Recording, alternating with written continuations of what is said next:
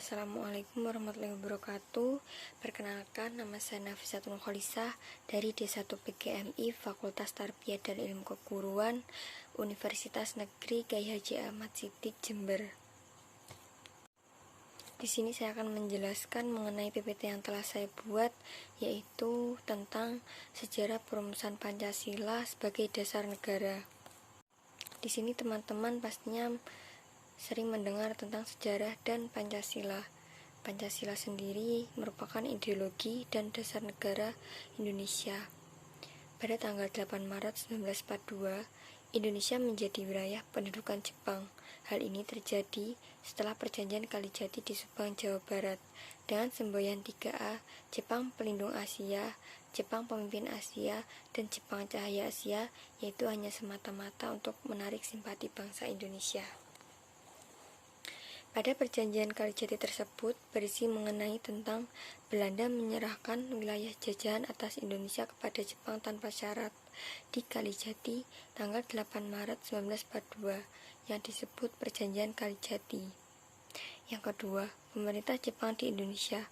Jepang membentuk pemerintahan militer yang terdiri dari yang pertama, pemerintah tentara ke-16 Angkatan Darat dengan wilayah Jawa dan Madura Pusat Jakarta.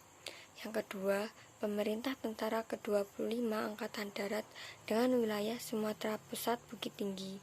Dan yang ketiga, pemerintah armada Angkatan Laut dengan wilayah Kalimantan, Sulawesi, Nusa Tenggara, Papua, dan Maluku Pusat Makassar.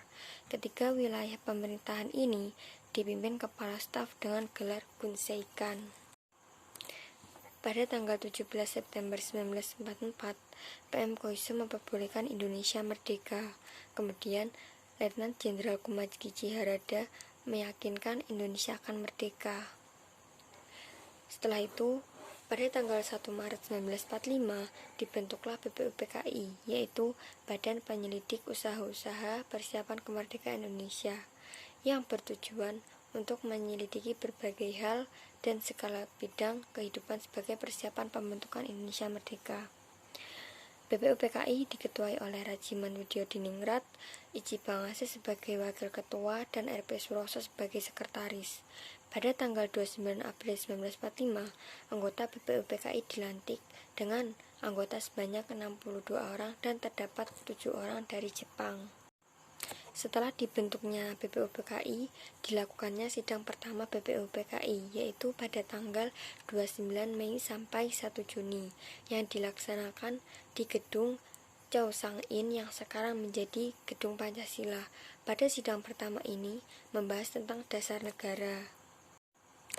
Setelah dilakukannya sidang pertama BPUPKI, dilanjutkan dengan sidang kedua BPUPKI, yaitu pada tanggal 10-17 Juni 1945, yang dilaksanakan sidang kedua BPUPKI dan membahas tentang rancangan Undang-Undang Negara Republik Indonesia. Setelah dilakukannya sidang pertama dan sidang kedua BPUPKI, dibentuklah Panitia Perancang UUD, yaitu pada tanggal 11 Juli 1945.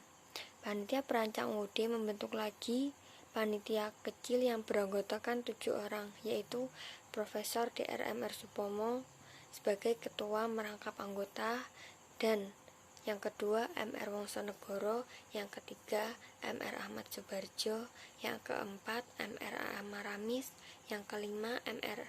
RP Singgih, yang ke-6 Haji Agus Salim, dan yang terakhir yaitu Dr. Sukiman.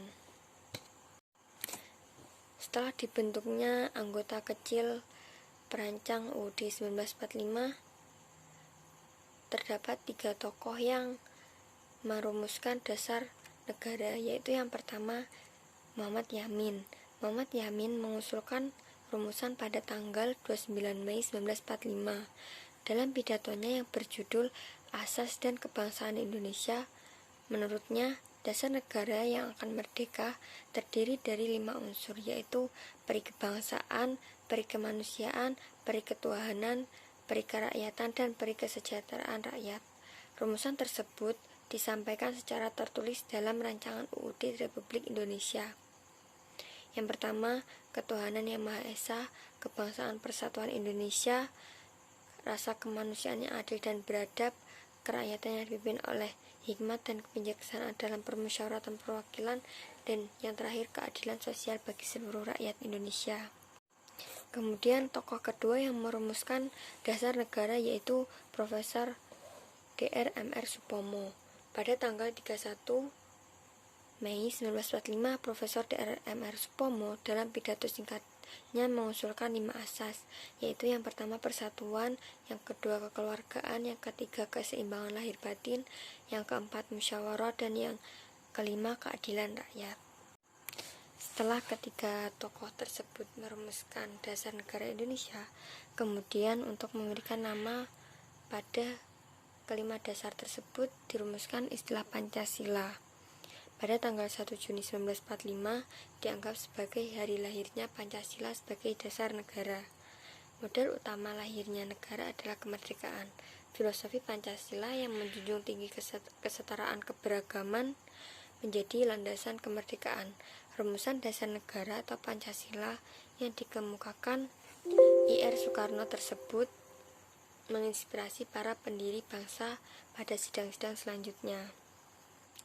Untuk mengenang pidato Soekarno tersebut, maka setiap tanggal 1 Juni diperingati hari lahir Pancasila. Ringkasan dari Pancasila tersebut yaitu Trisila. Yang pertama, sosionasionalisme, sosiodemokratis, dan ketuhanan. Menurut Soekarno, Trisila tersebut jika diperas lagi yaitu Ekasila, yang artinya gotong royong. Prinsip Ekasila ialah mendirikan negara gotong royong, yaitu satu untuk semua, semua untuk satu, dan semua untuk semua. Sekian, terima kasih. Wassalamualaikum warahmatullahi wabarakatuh.